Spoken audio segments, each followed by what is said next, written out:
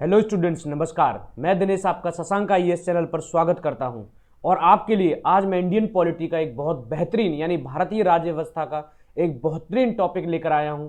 वो है वित्तीय आपातकाल, फाइनेंशियल इमरजेंसी। जैसा कि हमने बताया, वर्तमान में हम राष्ट्रपति की शक्तियां पढ़ रहे हैं, प्रेसिडेंट की जो पावर्स हैं।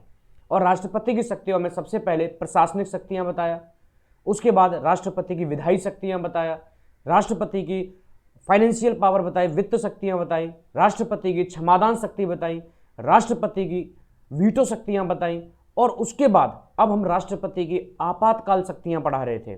आपातकाल शक्तियों में राष्ट्रपति 3 तरह के आपातकाल की घोषणा करता है। सबसे पहले राष्ट्रीय आपातकाल, दूसरा राज्य आपातकाल और तीसरा वित्तीय आपातकाल। और अब मैं वित्तीय आपातकाल पढ़ाने जा रहा हूं और जैसे जैसे आगे सिलेबस बढ़ रहा है तो मैं आपको बता दूं, करीब करीब 70 से 80% सिलेबस आपका कंप्लीट हो चुका है, यानी 80% सिलेबस करीब करीब कंप्लीट हो चुका है। अब हमें यूनियन में प्रधानमंत्री, उसकी मंत्रिपरिषद, महान्यायवादी और उसके बाद स्टेट पढ़ाना है। स्टेट ज़्यादा नहीं है, क्यों? क्योंकि आपने यूनियन पढ़ लिया, संघ पढ़ लिया, तो उसी के बेस पर राज्य है। उसके बाद हम पढ़ाएंगे कुछ कमीशंस यानी आयोग, जैसे संवैधानिक कॉन्स्टिट्यूशनल बॉडीज, स्वतंत्र संवैधानिक निकाय जैसे यूपीएससी हो गया, संघ लोक सेवा आयोग हो गया, उसके बाद इलेक्शन कमीशन हो गया, फाइनेंस कमीशन हो गया, ये सब चीज़ पढ़ाएंगे। और उसके बाद 2-3 क्लास और बचेंगी जिसमें आपका सिलेबस कंप्लीट हो जाएगा। तो आइए बात करते हैं वित्तीय आपातकाल की। राष्ट्रपति भाग 18 में आपातकाल की घोषणा करता है। राष्ट्रीय आपातकाल, राज्य आपातकाल और वित्तीय आपातकाल। सबसे पहले मैं बता दूं, अगर किसी भी बच्चे को इंडियन पॉलिटी में इंटरेस्ट है और वो यूपीएससी, स्टेट पीएससी या किसी भी एग्जाम में एनरोल होना चाहता है या एग्जाम देना चाहता है, सेंटर स्टेट कोई भी एग्जाम हो, तो आज ही शशांक आईएएस एप्लीकेशन डाउनलोड करें। और शशांक आईएएस एप्लीकेशन डाउनलोड करने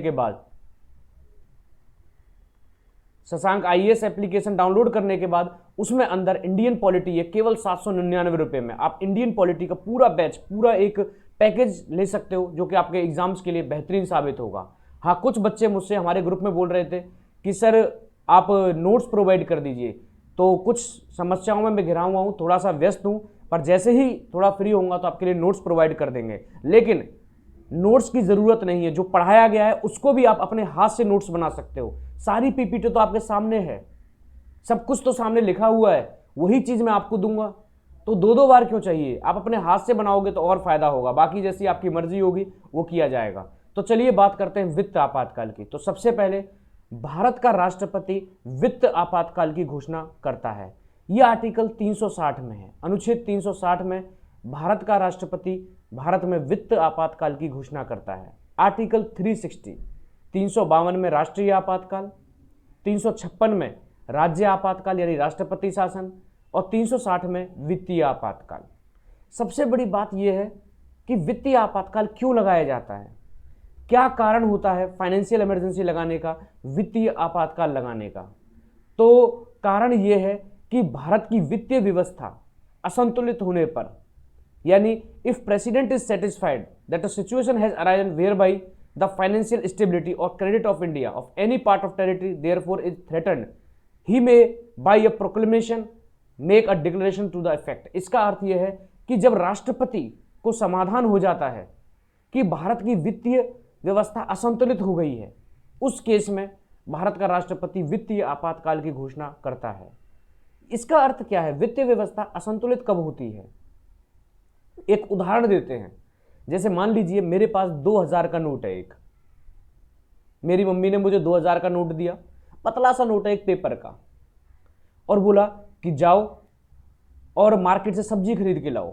मैं 2000 का नोट लेके जाऊंगा, 2 बैग भर के सब्जी लाऊंगा और उसके बाद कुछ पैसे बच भी जाएंगे। तो इसका अर्थ क्या है? इसका अर्थ यह है कि मेरे नोट की वैल्यू मजबूत है, प्रोडक्ट की वैल्यू कमजोर है। यानी मेरे जो 2000 का नोट है उसकी औकात ज्यादा है, उत्पाद की औकात कम है, तभी तो मैं इतनी सारी चीजें खरीद लाया। लेकिन कभी ऐसा हो जाए कि मैं 2 बैग भर के सब्जी लेकर, कभी ऐसा हो जाए कि मैं 2 बैग भर के नोट ले जाऊं और वहां से आधी किलो आलू ही ला पाऊं, इसको बोलते हैं वित्तीय व्यवस्था का असंतुलित होना। यानी हमारी जो नोट की वैल्यू है वो कमजोर हो गई है, उत्पाद की वैल्यू ज्यादा हो गई है। जब ऐसा हो जाता है तो भारत में वित्तीय व्यवस्था यानी वित्तीय आपातकाल की घोषणा की जाती है। और ये कब होता है? ये होता है भारत सरकार की गलत नीतियों की वजह से, गवर्नमेंट ऑफ इंडिया की गलत पॉलिसीज की वजह से। जैसे कि देखा होगा आपने, जब 2006 में छठवां वेतन आयोग आया था, उससे पहले सरकारी कर्मचारियों की तनख्वाह कितनी थी? तो छठवां वेतन आयोग आया, उससे पहले जो ग्रुप डी और ग्रुप सी के कर्मचारी थे, उनकी 7 से 8 हज़ार तनख्वाह थी, कांस्टेबल वगैरह की। ग्रुप बी जो सब इंस्पेक्टर इंस्पेक्टर ये सब होते हैं, ग्रुप बी, उनकी जो सैलरी थी वो 16 से 17 हज़ार थी बस। Group A IAS IPS IFS, उसके बाद जितने भी आर्मी के ऑफिसर्स होते हैं ग्रुप ए में, उनकी सैलरी थी मैक्सिमम 35 से 40 हज़ार। लेकिन क्योंकि महंगाई बढ़ती है तो हर 10 साल बाद वेतन आयोग बैठता है, हर 10 साल बाद आपका वेतन आयोग बैठता है, जिसमें यह देखा जाता है कितनी महंगाई है और कितनी सैलरी है। तो 2006 में जब छठवां वेतन आयोग आया तो केंद्र सरकार ने अपने खजाने का मुंह खोल दिया, यानी महंगाई बढ़ गई थी और सैलरी कम थी, तो यानी उत्पाद की वैल्यू बढ़ गई, पैसे की वैल्यू कम हो गई, तो उसको बैलेंस करना है ना। तो छठवें वेतन आयोग में भारत सरकार ने अपने खजाने का मुंह खोला और आपने देखा होगा अचानक ग्रुप सी और ग्रुप डी तो खत्म ही कर दिया गया लगभग। ग्रुप सी वालों की जो सैलरी थी वो पड़ गई सीधे 25 से 30 हज़ार, ग्रुप बी वालों की 40 से 50 हज़ार और ग्रुप ए वालों की 80 से 1 लाख रुपए। तो सोचिए, केंद्र सरकार ने अपने खजाने का मुंह खोल दिया, कितना पैसा मार्केट में आ गया अचानक, लोग अचानक पैसे वाले बन गए। उसके बाद क्योंकि इसका बोझ पड़ा किस पर? स्टेट गवर्नमेंट पर, तो राज्य सरकार ने भी छठवें वेतन आयोग की सिफारिशों को लागू कर दिया और तनख्वाह बढ़ गई। यही प्रभाव पड़ा कंपनियों पर, प्राइवेट कंपनी, तो प्राइवेट कंपनियों को भी पैसा बढ़ाना पड़ा। जब सब कुछ पैसा बढ़ गया सबका, तो जो मार्केट में छोटे छोटे वेंडर्स बैठे हैं, सब्जी वाले, फल वाले, चीनी वाले, दुकान वाले, रिक्शे वाले, ऑटो वाले, उन्होंने भी अपना बढ़ा दिया। क्यों? क्योंकि सबका वेतन बढ़ गया है, प्रोडक्ट की वैल्यू कम हो गई है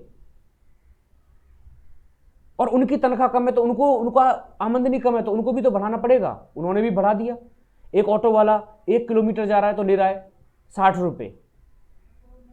फल महंगे हो गए, हर चीज महंगी हो गई, क्योंकि उनको पता है सबके पास पैसा आ चुका है, तो वो भी चार्ज करेंगे, जिससे वो भी तो अपना घर चला पाए।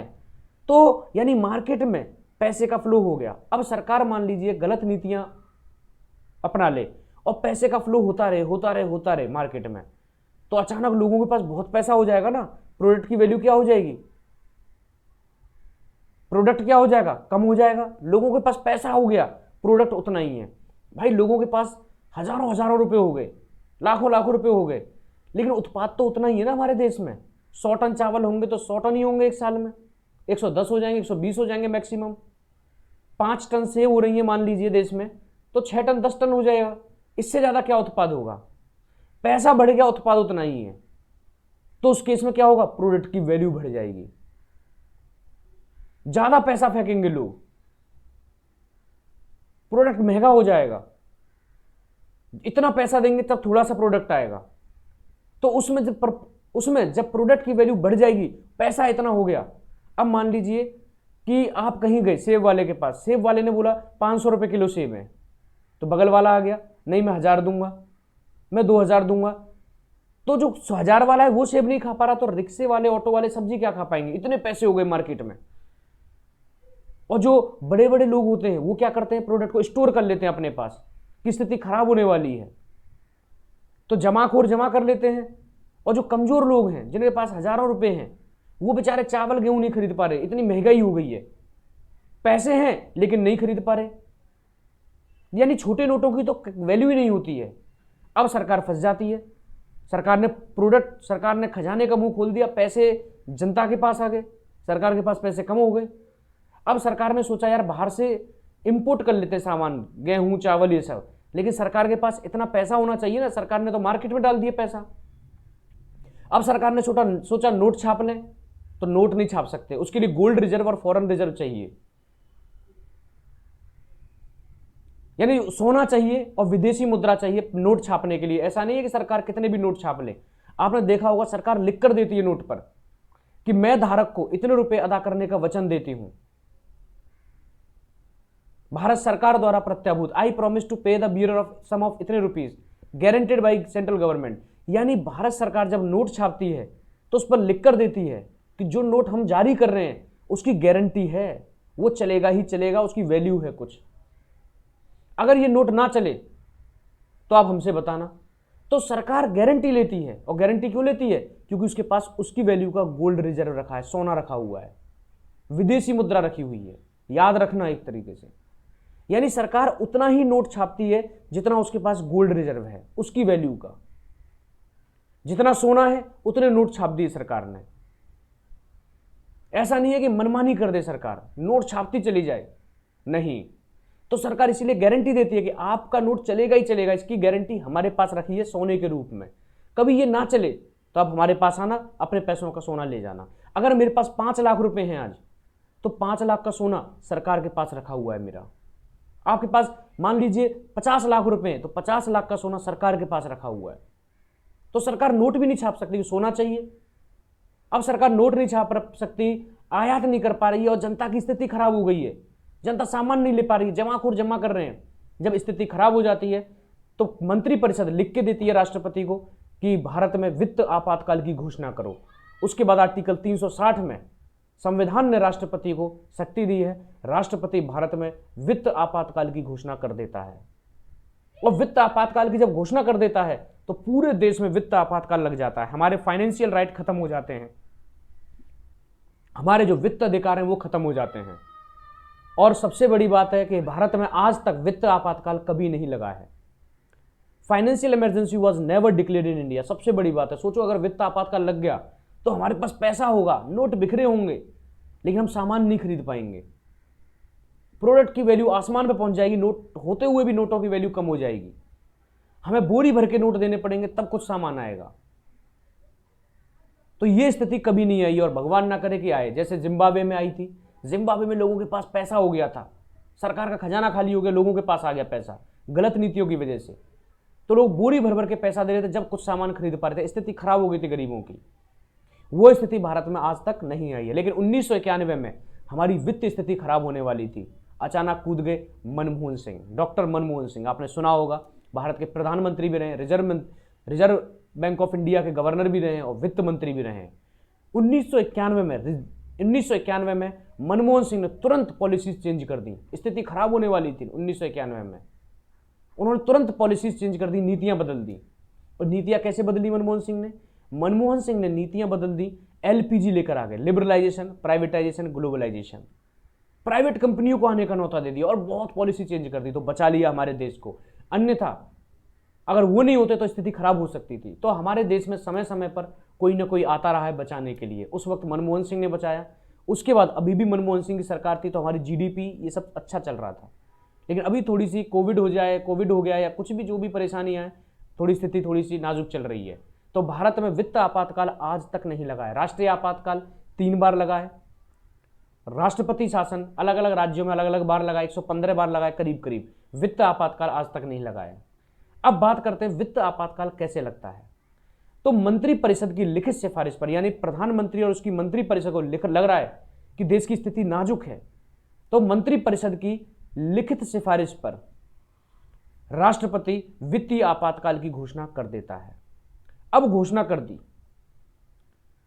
मंत्रिपरिषद ने लिखकर दे दिया, लेकिन मंत्रिपरिषद मनमानी भी तो कर सकते हैं, क्योंकि राष्ट्रपति एक तरीके से केंद्र सरकार का ही है। तो मंत्रिपरिषद ने लिख के दे दी।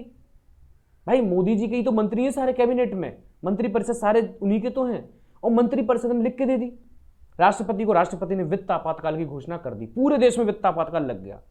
लग तो सकता है, लग तो जाएगा, लेकिन याद रखना 2 महीने के अंदर अंदर प्रधानमंत्री को, घोषणा के 2 महीने के अंदर अंदर प्रधानमंत्री को आपातकाल प्रस्ताव संसद के दोनों सदनों द्वारा साधारण बहुमत से पारित कराना होगा, सिंपल मेजोरिटी से प्रस्ताव पास कराना होगा।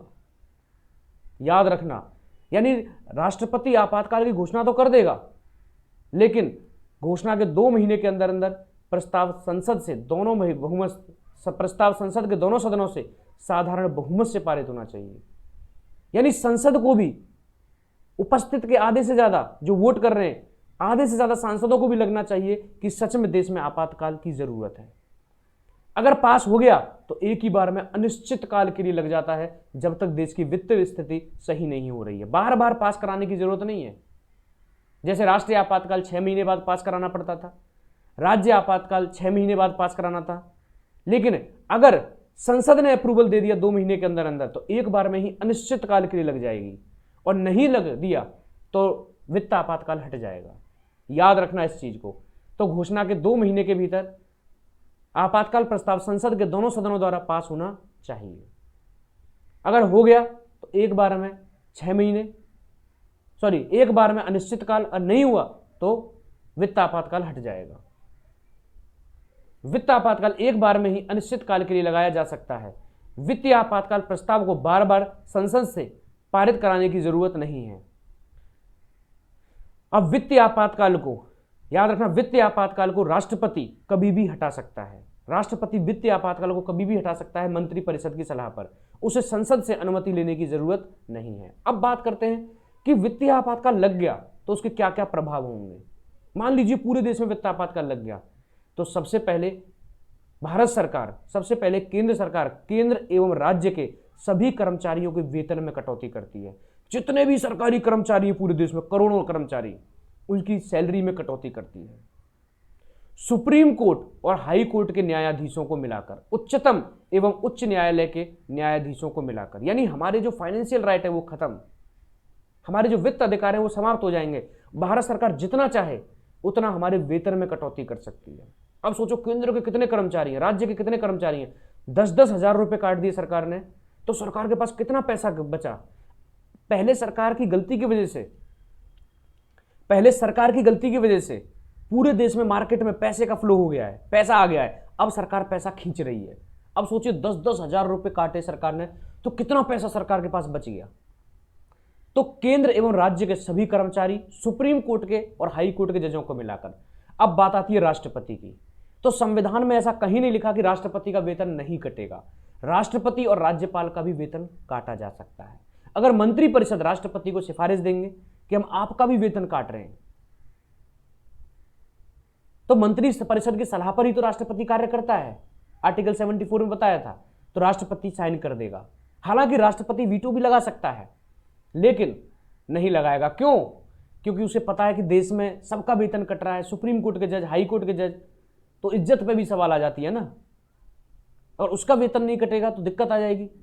तो केंद्र सरकार लिख के देगी उसके पास साइन करने के लिए कि सुप्रीम कोर्ट के जजों का वेतन 50% कट रहा है, हाई कोर्ट के जजों का वेतन 50% कट रहा है, MP MLA का वेतन 50% कर रहा है, केंद्र कर्मचारी जो हैं उनका वेतन 40% कर रहा है। उसके बाद स्टेट गवर्नमेंट के जो कर्मचारी हैं उनका वेतन 40% कट रहा है, सिपाही हैं उनका वेतन 20% कट रहा है। हम चाहते हैं आपका वेतन 70% कटे। तो राष्ट्रपति, यहां राष्ट्रपति गरिमा की बात आ जाती है, देश का मुखिया है, तो राष्ट्रपति को साइन करने पड़ते हैं। समझ में आ गया? तो राष्ट्रपति से लेकर पूरे देश में जितने भी कर्मचारी हैं सरकारी, सुप्रीम कोर्ट के, हाई कोर्ट के जज, उनके वेतन में कटौती होती है। सरकार पैसे को खींच रही है, पैसा बच गया सरकार के पास। उसके बाद केंद्र सरकार टैक्स में बढ़ोतरी कर देती है। प्राइवेट के लिए टैक्स बढ़ा देती है सरकार। टैक्स का अर्थ क्या है? टैक्स का अर्थ यह है कि एक पंखा मान लीजिए 500 रुपये का आ रहा है, सरकार ने कर दिया टैक्स बढ़ाकर 5,000 रुपये का, तो 4,500 रुपये सरकार के पास आ गए ना टैक्स के रूप में। हर चीज में टैक्स बढ़ा देगी। कितने प्रोडक्ट आप कुछ भी ले जाओगे महंगा होगा, तो आपकी जेब ढीली करनी पड़ेगी। तो सरकार उस तरीके से पैसे को खींचती है टैक्स लगाकर। उसके बाद राज्य विधानमंडल से, स्टेट से अगर कोई, राज्य विधानमंडल से पारित होने के बाद अगर कोई धन विधेयक एवं वित्त विधेयक पास हो रहा है तो उसे राष्ट्रपति के लिए आरक्षित कर दिया जाता है। यानी चाहे वो स्टेट गवर्नमेंट कोई धन विधेयक लिया है, वित्त विधेयक, या कोई खर्चे का विधेयक लिया है कि हमें इतना पैसा चाहिए इस योजना के लिए, कोई भी स्टेट गवर्नमेंट, हमें इस योजना के लिए ये पैसा चाहिए, इस योजना के लिए ये पैसा चाहिए, हम सरकार टैक्स कटौती कर रही हो, सरकार अलग अलग काम कर रही हो, तो याद रखना अगर राज्य विधानमंडल संचित निधि, अकस्मिक निधि या कोई भी खर्चे के लिए पैसा मांग रही है, तो राज्य विधानमंडल से बिल पास होता है, राज्यपाल के पास जाता है, तो राज्यपाल उसे राष्ट्रपति के लिए आरक्षित रख सकता है। तो तुरंत सारे राज्यों के खर्चे पर कंट्रोल कर लेती है सरकार, तो पैसे को खींचती है। उसके बाद वित्तीय आपातकाल के दौरान केंद्र किसी भी राज्य के लिए वित्तीय आदेश जारी कर सकता है। फाइनेंशियल इमरजेंसी लगी हुई है तो उस केस में केंद्र सरकार किसी भी राज्य के लिए वित्तीय आदेश जारी कर सकता है कि नहीं, आपको इतने रुपए में ही खर्चा चलाना पड़ेगा, आपको इतने रुपए में खर्चा चलाना पड़ेगा, आपको इस योजना के लिए इतने पैसे मिलेंगे। सरकार जो ग्रांट देती है राज्यों को, जो फायदा देती है, जो वित्त सहायता करती है, उस पर कटौती कर देगी। तो ऐसे तरीके से सरकार पैसे को खींचती रहती है। उसके बाद बैंकों से बोलेगी कि आप अच्छे इंटरेस्ट पर बॉन्ड पेपर जारी कर दो। इसका अर्थ क्या है? यानी सरकार बैंकों से कहेगी कि आप लोगों के पास बहुत पैसा है, आप 15% का इंटरेस्ट दे दो और बॉन्ड पेपर जारी कर दो 5 साल के लिए। अब स्टेट बैंक ने बोल दिया कि भाई ये 1-1 करोड़ के बॉन्ड पेपर हैं, हम 15% इंटरेस्ट देंगे आपको 5 साल बाद, आप जमा कर सकते हो। तो लोग सोचेंगे इतना पैसा खराब हो रहा है तो लोग बैंक में जमा कर देंगे, बॉन्ड पेपर ले लेंगे, चलो बाद में 15% मिलेगा। अब सरकार उस पैसे का यूज करेगी ना अपने पास, और फिर इनकम टैक्स से बोलेगी जाओ भाई जांच करो इसके पास इतना कैश कहां से आया, इतना पैसा कहां से आया। तो उस केस में क्या होता है, 50-50 भी हो जाता है। सरकार बोलेगी 50 तुम्हारा 50 हमारा, नहीं तो जेल जाना पड़ेगा। ऐसा भी हो जाता है कई बार। तो bank issue bond paper on higher interest. तो सरकार क्या क्या करके, वेतन में कटौती करके, टैक्स बढ़ाकर, धन विधेयक, राज्यों के खर्चे को कम करके, केंद्र राज्यों को वित्त आदेश जारी करेगा, बॉन्ड पेपर बढ़ेंगे, सरकार पैसे को खींचती रहती है मार्केट से। और जब तक खींचती रहेगी जब तक भारत की वित्तीय व्यवस्था संतुलित ना हो जाए। और जब हो जाएगी तो मंत्रिपरिषद की सलाह पर राष्ट्रपति वित्तीय आपातकाल को हटा देगा। तो इस तरीके से आज हमने राष्ट्रपति की सभी शक्तियां पूरी की। राष्ट्रपति की प्रशासनिक शक्ति, राष्ट्रपति की वित्त शक्ति, राष्ट्रपति की वीटो शक्ति, राष्ट्रपति की न्यायपालिका की शक्ति, राष्ट्रपति की वित्त शक्ति, उसके बाद राष्ट्रपति की आपातकाल शक्तियां। तो भारत के राष्ट्रपति के पास कितनी शक्तियां होती हैं सोचिए। लेकिन आर्टिकल 74 राष्ट्रपति को बाध्य कर देता है कि आप मंत्रिपरिषद की सलाह पर ही काम करोगे। तो इस चीज को याद रखना बहुत ही महत्वपूर्ण है, ठीक है। बाकी अगर किसी भी बच्चे को इंडियन पॉलिटी का पूरा कोर्स चाहिए, पूरा पैकेज चाहिए, तो आज ही वो शशांक IAS एप्लीकेशन डाउनलोड कर सकता है, शशांक IAS।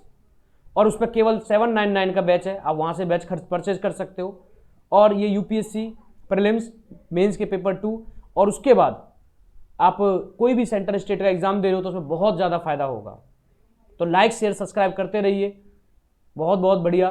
बाकी थैंक यू। जय हिंद, जय भारत, अखंड भारत।